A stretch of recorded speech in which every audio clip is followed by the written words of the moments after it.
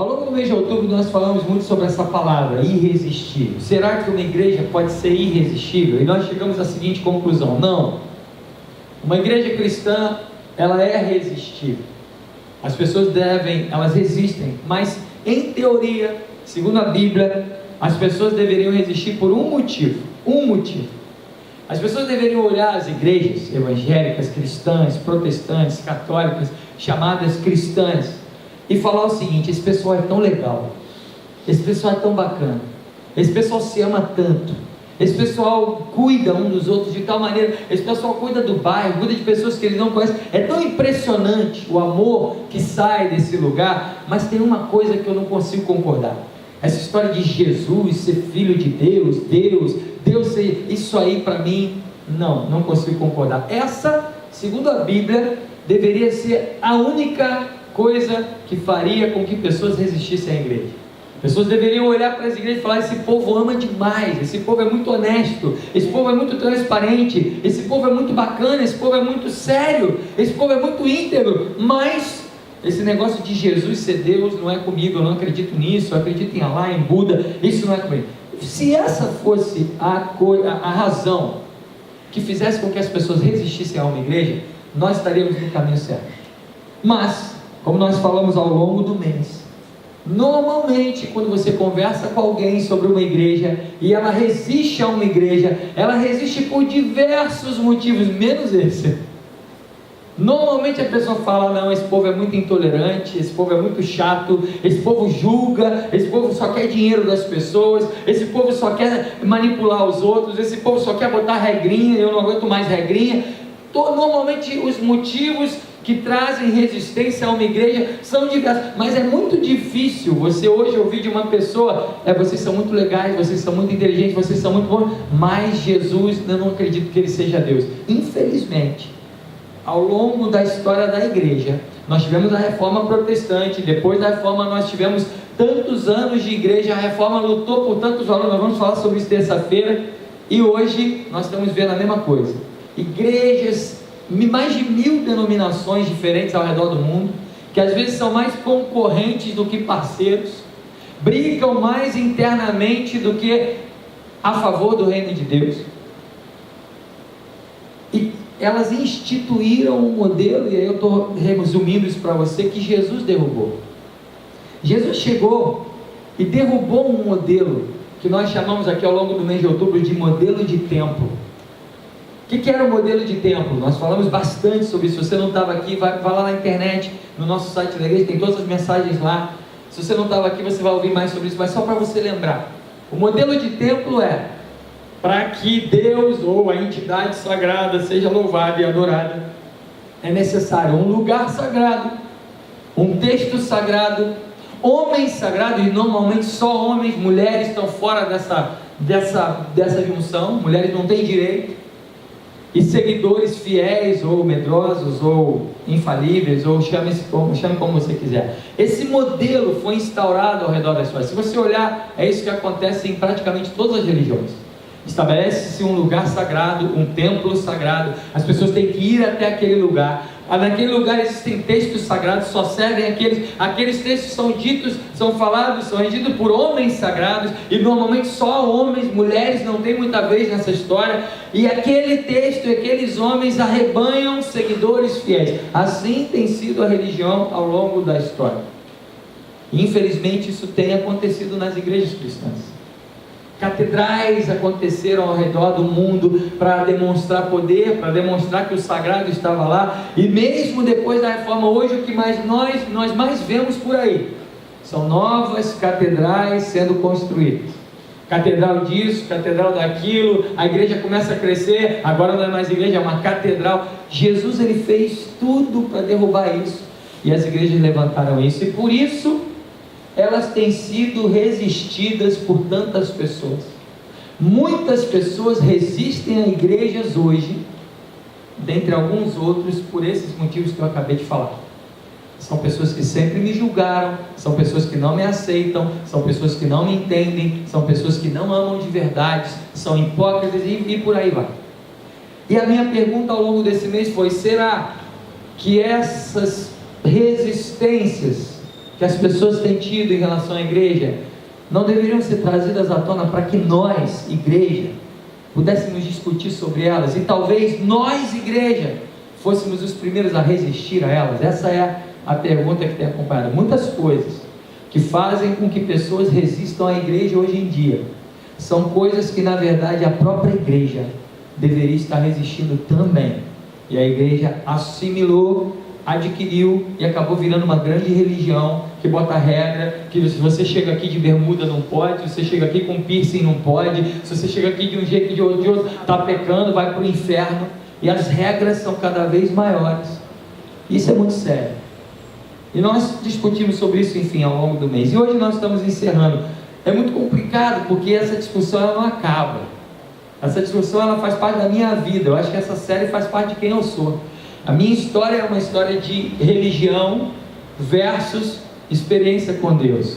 Sou filho de uma família muito integrada na igreja. Meu pai pastor, meu avô pastor, minha mãe, todo mundo líder na igreja, todo mundo super envolvido na igreja. Cresci num ambiente que a igreja, o templo, o sagrado, as pessoas eram muito importantes. Estar politicamente, corretamente, no domingo, no horário certo, era muito importante. E o que eu comecei a reparar é que às vezes as pessoas davam mais importância para estar na hora certa, no horário certo, no culto, do que tratar bem alguém no trabalho, do que dar uma palavra de amor para alguém que não é cristão durante a semana.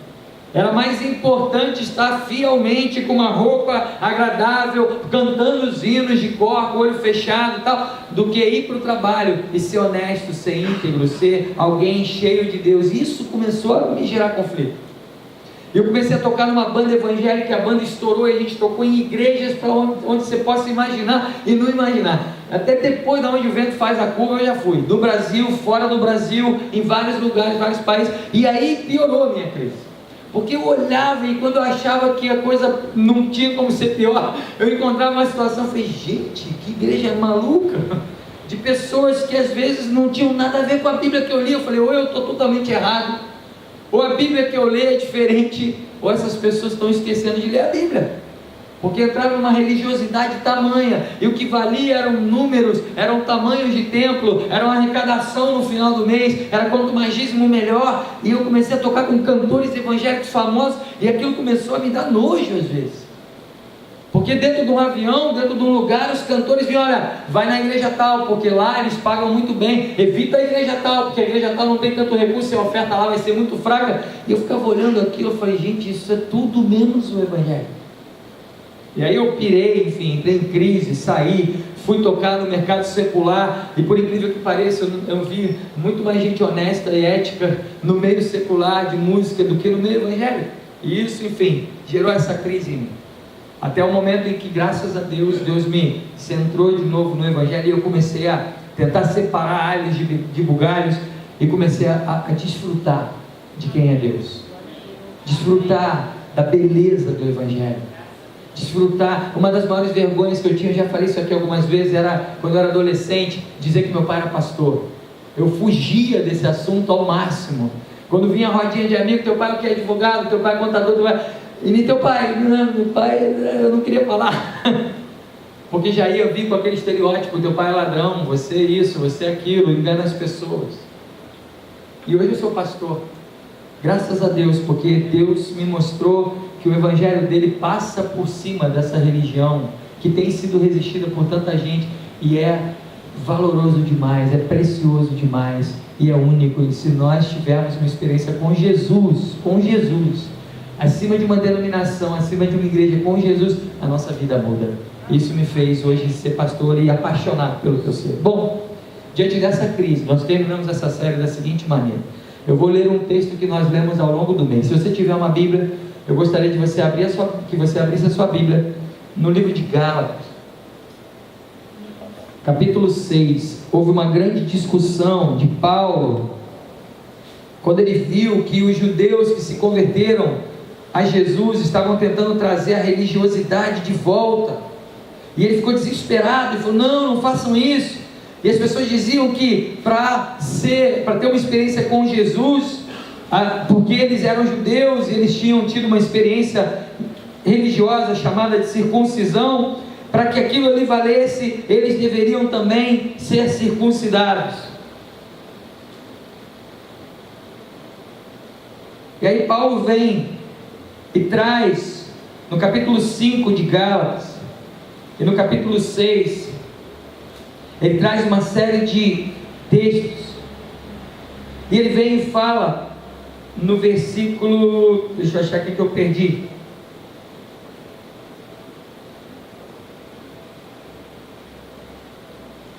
no versículo 6, capítulo 5, versículo 6 de Gálatas, nós lemos esse texto ao longo do mês. No meio dessa confusão, Paulo olhando para os judeus, falando: gente, vocês estão trazendo a religião de volta. Jesus veio para libertar a gente desse modelo de tempo, e vocês estão querendo reinstituir uma prática religiosa que Jesus já acabou. E era essa prática da circuncisão. Para quem não sabe o que é, era o menino, quando nascia o homem, o filho homem, cortava lá o prepúcio do pênis, e aquilo ali era um sinal de aliança com Deus. E os judeus queriam que, para quem não fosse judeu e se convertesse, mesmo na idade adulta, ele teria que passar pela circuncisão. Imagina, uma criança se circuncidar já é complicado. Imagina se chegar para um adulto e falar: meu amigo, agora você vai ter que se circuncidar. E aí Paulo vem no versículo 6 e fala: porque em Cristo nem a circuncisão e nem a incircuncisão tem valor algum, mas a fé que atua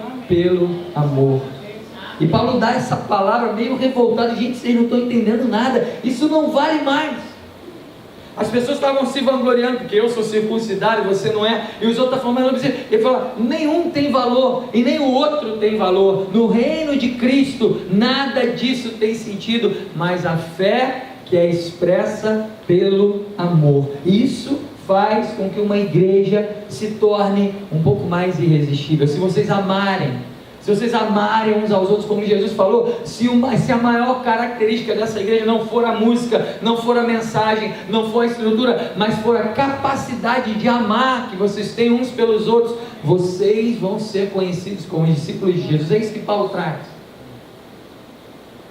Pensando sobre isso nos dias de hoje, eu vou trazer uma palavra talvez pesada para você, porque tem gente confundindo experiência com Deus com posicionamento político. Tem gente que acha que ser cristão, que defender o evangelho, é defender um posicionamento político. E aí você vê aquelas brigas, conservadores de um lado versus progressistas do outro. E aí parece anjos e demônios. Um do lado se acha anjo e acha o outro demônio, o outro do outro lado se acha anjo e acha um demônio. E é igualzinho o que Paulo falou aqui. Jesus chega para nós e está falando mais ou menos, se você trocar a palavra circuncisão por política, Jesus está falando: olha, nem o progressista, nem o conservador, nem o de direita, nem o de esquerda, nem o socialista, nem o capitalista, isso não tem valor algum, mas a fé expressa pelo amor. É isso que Paulo fala, trazendo para os dias de hoje. Tem gente brigando por política, achando que está defendendo o evangelho, achando que está virando advogado de Jesus, quando na verdade quem é o advogado é o próprio Jesus, segundo a Bíblia. Tem gente se colocando numa posição de advocacia espiritual. E aí eu lembro, na época das eleições aí, se eu não me engano foi Crivella versus Freixo, né? No segundo turno das eleições municipais, foi uma confusão. Se aparecesse algum crente, eu estou estereotipando, com adesivo do Freixo, eu não estou fazendo propaganda nem de um nem de outro, mas é isso que eu vi, foi isso que eu vi. Ele virava o endemoniado de algumas igrejas. E eu olhava para aquilo e eu falava: gente, o evangelho não é isso, não pode ser isso.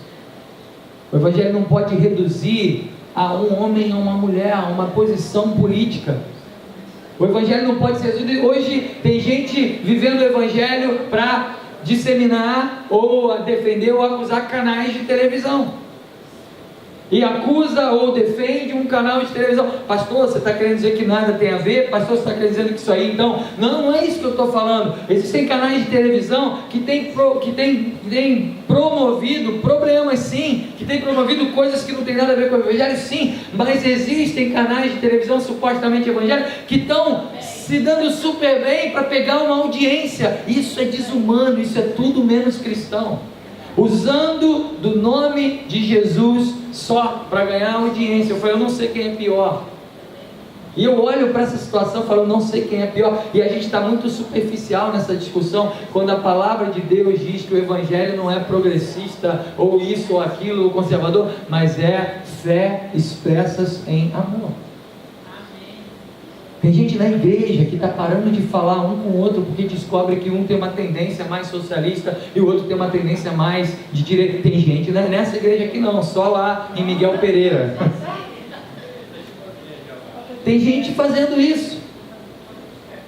Tem gente que está parando de congregar e eu falo, gente, isso é tudo menos o Evangelho. E aí eu fico olhando. Quando eu penso numa igreja irresistível, Atos capítulo 2, versículo 42 a 47 diz como viviam os cristãos, os convertidos, que nem chamados de cristãos eles eram. E uma das coisas, no versículo 47, diz, louvando, além de várias coisas que eles viviam, o versículo 47 de Atos 2 diz, louvando a Deus e contando com a simpatia de todo o povo, e dia a dia ia acrescentando a Deus os que iam sendo salvos. Diz a Bíblia que a igreja da época, uma das características dela era que ela era muito simpática, e que todo o povo, imagina todo o bairro de Botafogo, todas as comunidades, todas as regiões, todos os problemas e todas as pessoas, os defensores de uma coisa, os defensores de outra, os movimentos sociais, os movimentos disso, movimento LGBT de um lado e outro de outro. Imagina que todos os movimentos no bairro de Botafogo olhassem para a nossa igreja e falassem, esse povo é um povo muito simpático, é um povo muito sério, é um povo muito íntegro. Aí nós estaremos cumprindo o que a Bíblia está falando.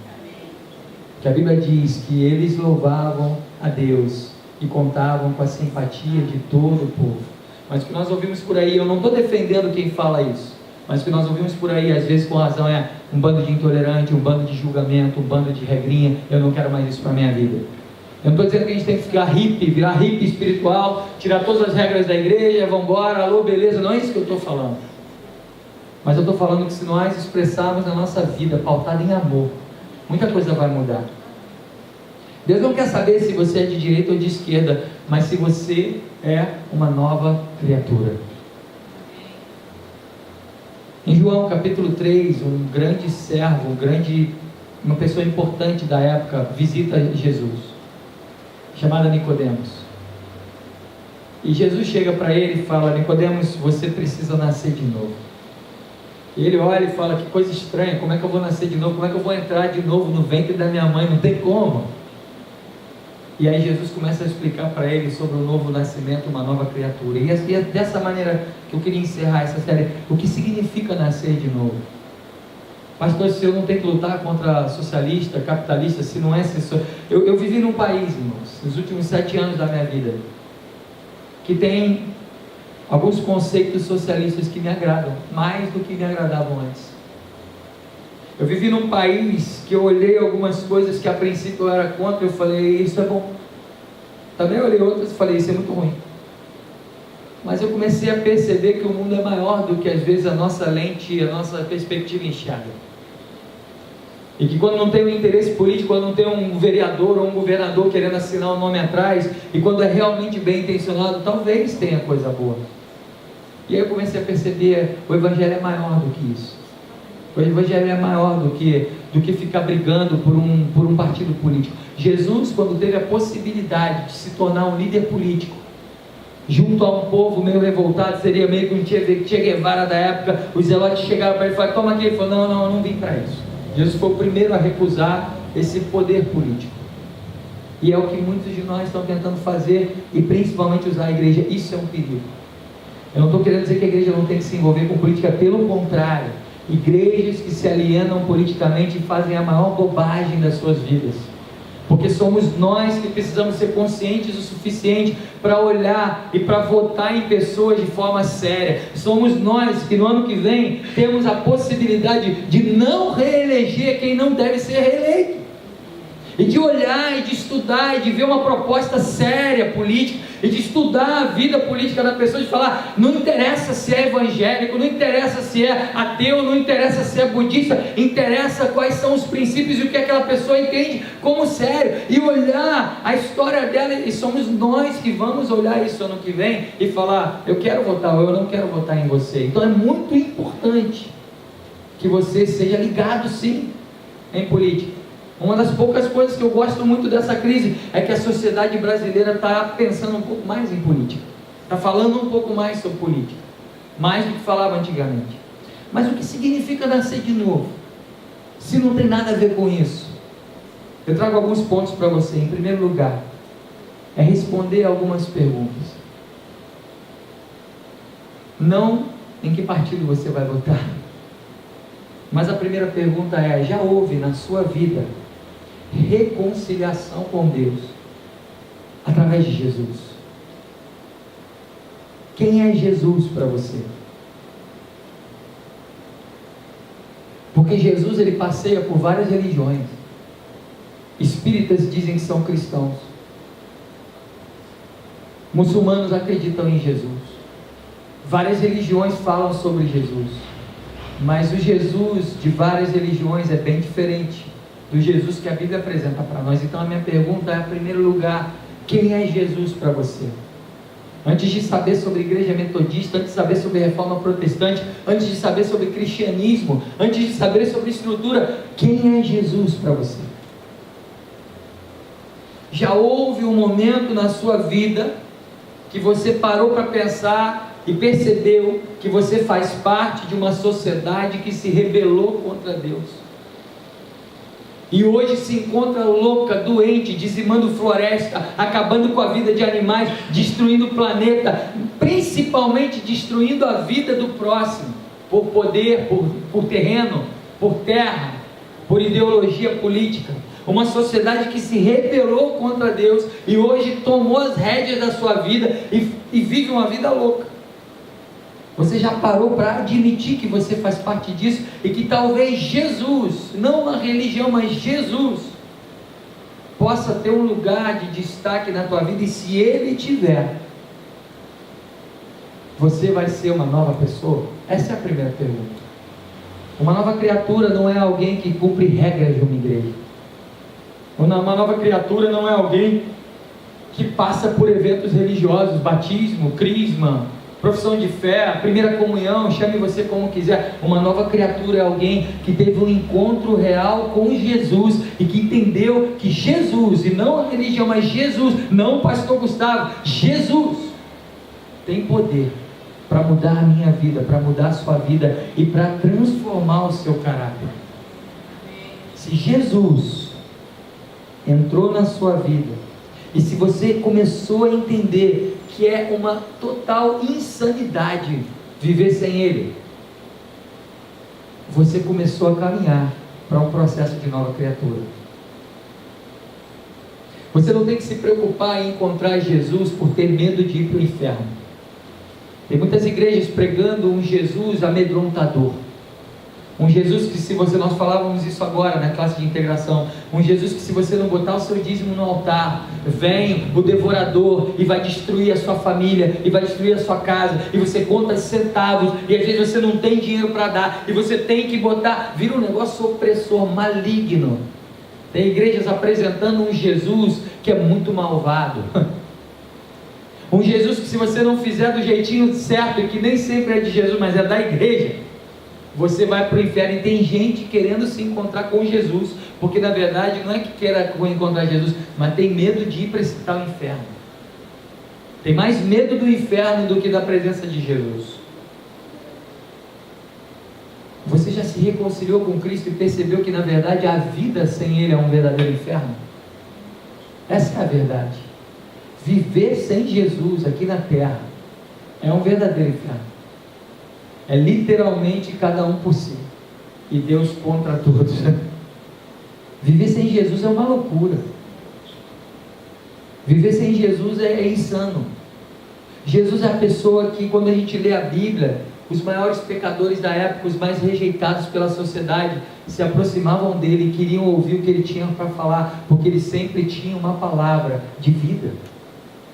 Ele sempre tinha uma palavra que não vinha com condenação, não vinha com regrinha, não vinha amassar mais ainda aquelas vidas. Você sabe, tem gente que não entra na igreja por dois motivos. Um, Eu não sou digno o suficiente para estar naquela igreja. A minha vida é muito complicada, é muito esquisita, e eu não sou digno. Eu prefiro consertar um pouquinho a minha vida para poder ir lá. Isso é um grande engano, porque se essa for a premissa para frequentar uma igreja, a partir de mim, a começar em mim, todos nós temos que sair daqui, porque nenhum de nós é digno de receber o que Jesus deu para nós. Então, quando eu encontro pessoas como essa que falam: ah não, minha vida é muito torta para eu ser crente, minha vida é muito... Eu falo: cara, você não entendeu que isso não é um pressuposto correto. Jesus não está olhando para isso, está olhando para quem você pode ser. Então não é nessa maneira. Mas tem gente que não vem para uma igreja pelo oposto,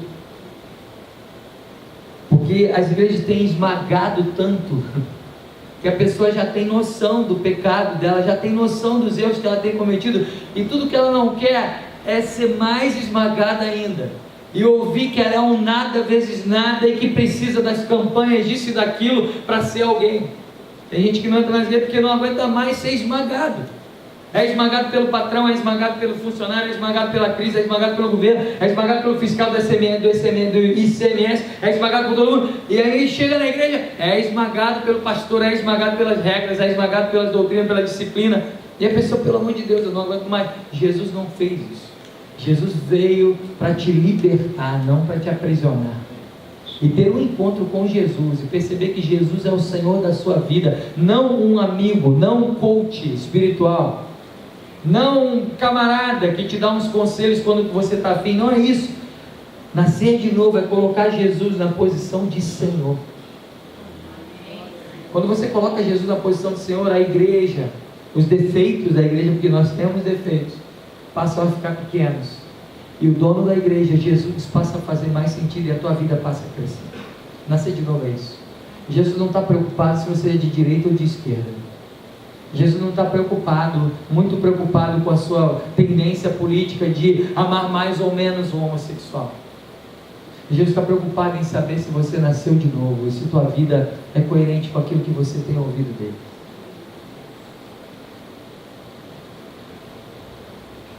Você é capaz de nascer de novo, é ser capaz de ouvir o seu coração bater sem se desesperar. Olhar para algumas questões da vida, como de onde eu vim, para onde eu vou, o que vai acontecer, e ficar tranquilo em relação a elas. Olhar para a tua história, olhar para o caos do mundo, e não ficar com vontade de se matar junto com todos os outros. É impressionante, gente. Eu morei em um país, os 6 últimos anos da minha vida, suicídio se tornou muito próximo da minha pessoa. Todas as pessoas que eu conversava, ou já tinham tentado pessoalmente se matar, ou tinha alguém da família que ou já tinha se matado ou tinha tentado. Eu falei: gente, é muito. Eu não tinha noção do quão depressivo, do quão triste era a sociedade francesa até eu viver lá. E eu comecei a olhar aquilo, e as próprias pessoas começaram a perceber: o ateísmo não resolve o meu problema.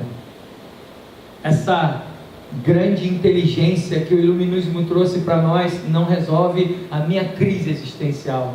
E aí elas iam se matar. E eu ficava olhando, sabe, um chefe com 3 estrelas Michelin. Hoje tem o Masterchef, né? Tem as personalidades do Masterchef, o Jacan, todo mundo aí, a galera toda, tal. E aí a gente fica ali, todo mundo, né? Quero uma estrela Michelin. E aí teve um chefe lá com 3 estrelas Michelin. Tudo que era glória para o auge da profissão se mata. Nascer de novo é olhar para a tua condição de vida, que talvez não seja a melhor, ver teu coração bater, ver as crises existenciais que você tem, ver os problemas que você está lutando junto ou contra, ou tentando sair, às vezes não consegue, e não se desesperar por causa disso, porque Jesus está junto com você. A gente não tem noção, gente, da vida. Eu falava isso hoje de manhã. A vida é uma montanha russa que ninguém sabe quando o carrinho vai descer ou vai subir. Está tudo muito bem até que um câncer aparece. Está tudo muito mal até que um novo emprego aparece. Mas a gente não sabe que horas é que essa curva vai chegar. A gente não sabe. Eu contava hoje de manhã que eu estou começando a aconselhar uma família que estava tudo muito bem. Falava hoje no culto até que eles foram tirar férias no sul. O marido ficou trabalhando, a mãe foi no sul para a casa da mãe dela. com um filho de 3 anos, e tudo muito bem, família reunida, emprego bacana, tudo acontecendo, tal. 2 dias antes de voltar para o Rio de Janeiro, alegria, alegria, ela vai no quarto pegar uma coisa para fazer a mala. Quando ela volta, ela vê a cadeira na beira da janela, e cadê o filho? E ela começa a olhar, e o filho sem querer subiu na cadeira e pulou da janela e morreu. E ninguém sabe quando essas coisas vão acontecer. E quando ela me contava isso, eu sou pai de 2 crianças, 2 meninos, eu fiquei querendo chorar junto com ela, sem saber o que fazer. Ninguém sabe quando o carrinho da montanha-russa vai subir ou vai descer. Porque a Bíblia diz que a tribulação aparece, que problemas aparecem para crentes, para ateus, para budistas, mas nascer de novo é deixar o nosso coração bater em momentos de picos de alegria, de promoção no trabalho, de salário novo, em momentos de desgraça, de sofrimento, e não se desesperar junto com eles. É deixar o seu coração bater e falar: Senhor, toma conta da minha vida, Jesus, toma conta de quem eu sou. Nascer de novo não é entrar num circuito religioso, não é entrar num circuito de vai no culto tal hora, vai na campanha tal, faz isso, dá o seu dízimo e está tudo certo. Não é isso. Nascer de novo é entender que Jesus pagou um preço muito alto para que você seja livre, para que eu seja livre. Amém.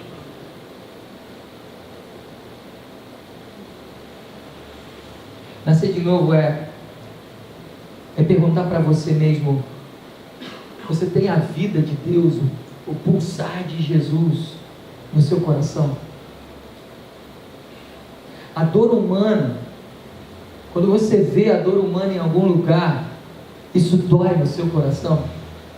E mais do que isso te leva a agir, isso te leva a sair da inércia e agir em favor de alguém, porque a Bíblia diz que o que vale é a fé expressa em amor.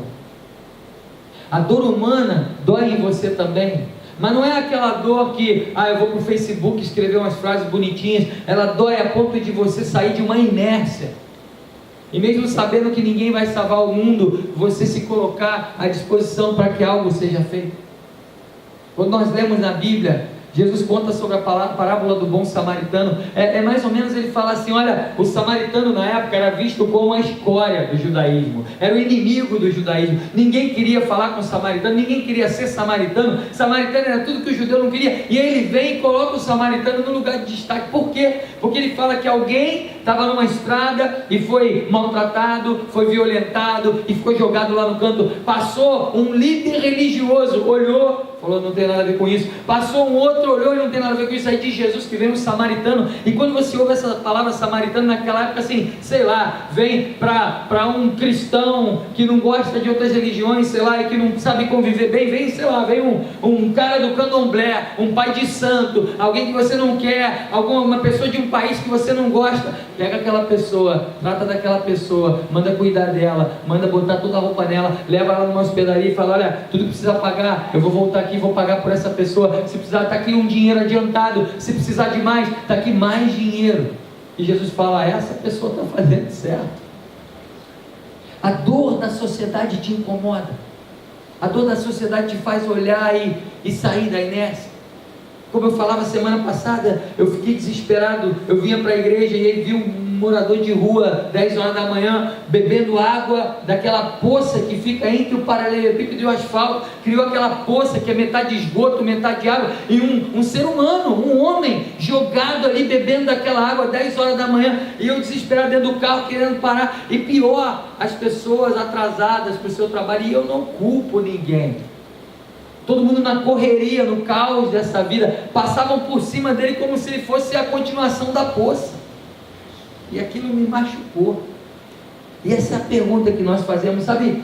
Uma igreja, tem tanta coisa aí que tem enchido igreja, tem enchido templos e lugares de gente, tantas músicas bem feitas, cantores famosos, campanha disso, pregador daquilo, teologia disso, isso enche igreja. Mas o que é relevante para Jesus? A dor humana dói no seu coração.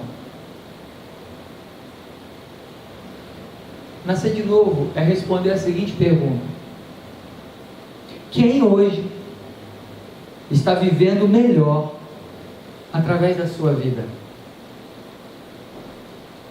Quem está tendo um novo olhar do mundo através de um relacionamento com você? Nascer de novo é ter nome para essa resposta.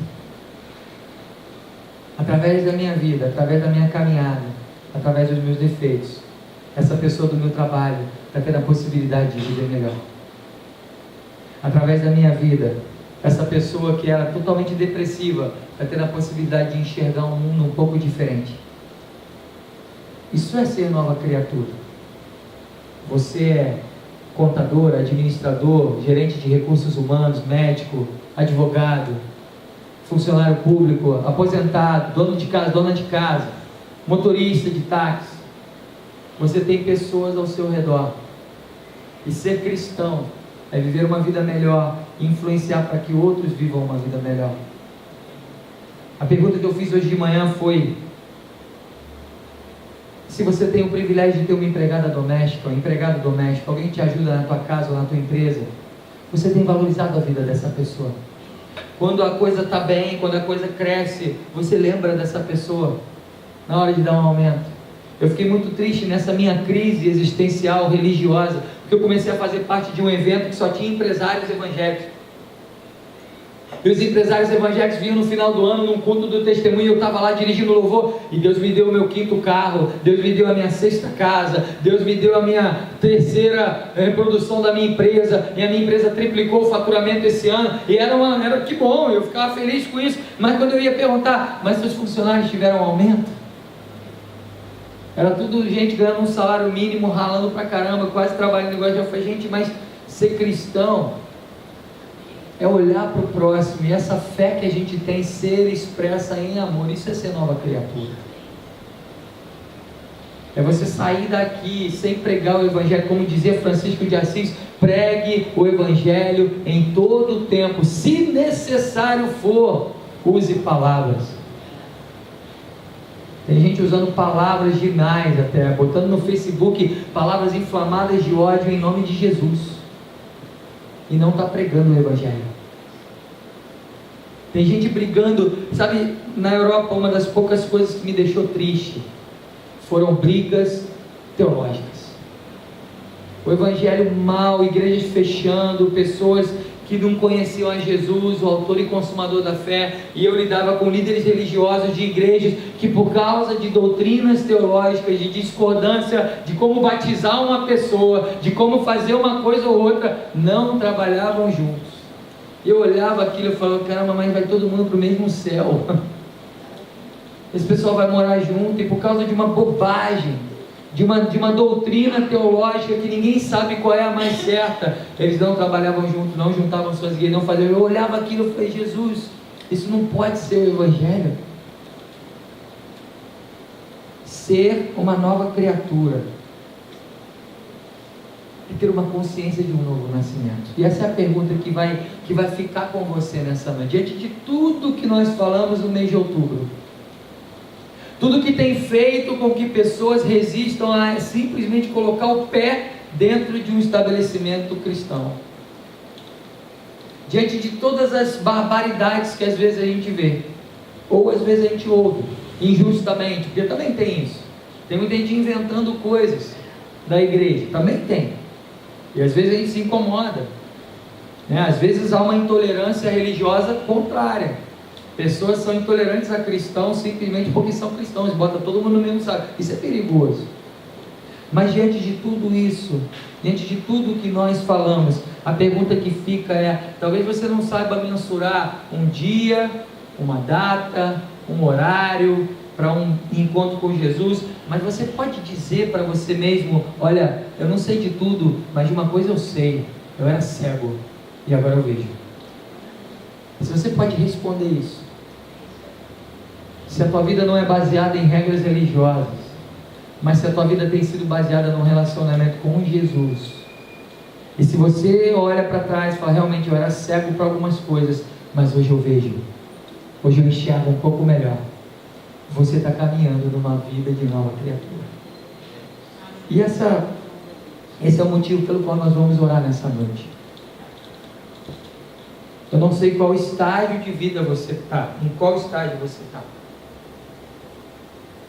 Sabe, tem muita gente que se desviou de um ambiente de igreja. Eu fui um deles por um tempo.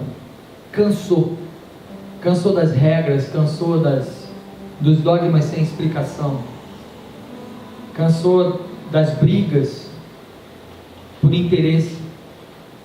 Talvez você seja uma dessas pessoas que cansou da instituição igreja. Mas Jesus veio numa época em que a instituição estava talvez bem pior do que a nossa hoje, acredite você ou não. E Jesus veio nesse momento e falou: olha, eu vim para trazer uma novidade de vida, e é necessário que você passe por uma experiência com Jesus. Tem gente que já se converteu, tem gente que está num processo de conversão, tem gente que está voltando para uma caminhada com Jesus, tem gente que está voltando a entender quem é Deus. Tem gente, eu dou graças a Deus, porque aqui na nossa igreja, ao longo desse 1 ano e meio, tem pessoas de todos os tipos. Tem ateus, tem desviados, tem pessoas firmes na igreja que estão vendo de uma nova maneira, tem pessoas firmes que estão mais firmes ainda, tem gente de todo tipo aqui. Eu louvo a Deus por isso. Ninguém aqui é mais importante do que o outro, e eu louvo a Deus por isso. Mas nós estamos tentando estabelecer uma família de fé que caminha junto, que caminha não para um alvo denominacional, não para um alvo de arrecadação, não para um alvo de dizer no final do ano: ah, nós temos tantos novos membros da nossa igreja. Isso é bom, é muito bom ver gente nova. Agora no final do ano vai ter mais batismo, é lindo demais viver isso.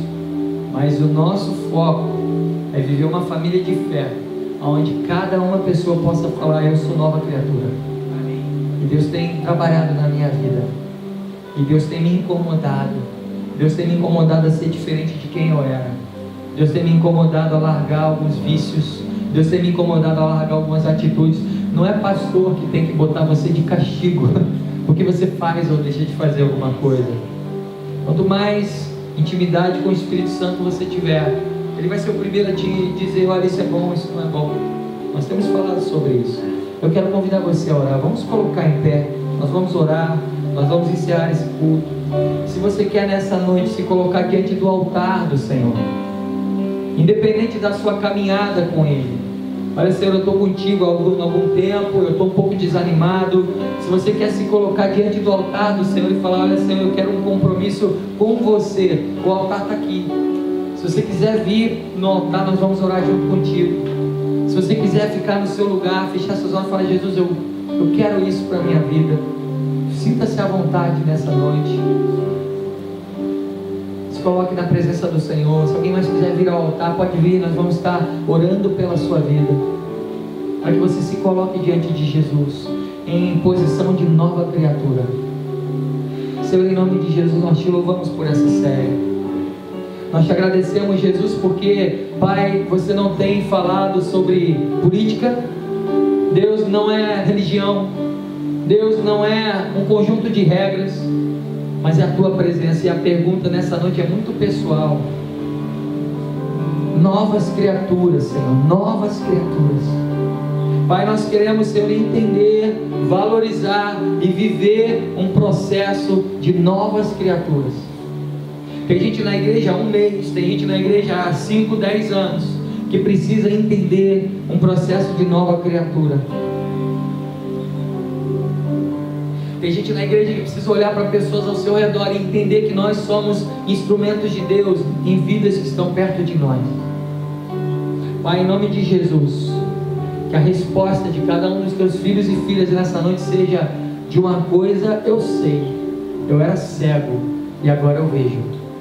Pai, que essa seja a resposta dessa igreja. Eu te louvo, porque tem gente chegando aqui, tem gente voltando para o teu evangelho. Eu te louvo, Senhor, pelo que está acontecendo nessa igreja, e eu te peço que não haja pressão, não haja religiosidade, mas que haja relacionamento contigo, que pessoas que entrem aqui possam te encontrar nesse lugar, te encontrar, Jesus, encontrar a tua vida, encontrar o teu Espírito Santo, encontrar você. Pai, eu te louvo por isso. Que essa igreja esteja atenta, ó Deus, a estabelecer processos de nova criatura. Pai, que nós possamos viver, ó Deus, um pouco mais próximo do que pode ser chamado de uma igreja irresistível. Que nós possamos amar, Senhor, em nome de Jesus. Eu oro por essa igreja em relação a esse bairro. Pai, nós queremos que esse bairro de Botafogo conheça essa igreja. Pai, mas nós não queremos que essa igreja seja conhecida pela estrutura, pelas regras, ó Deus, pelo projeto A ou B. Nós queremos ser conhecidos por projetos de amor.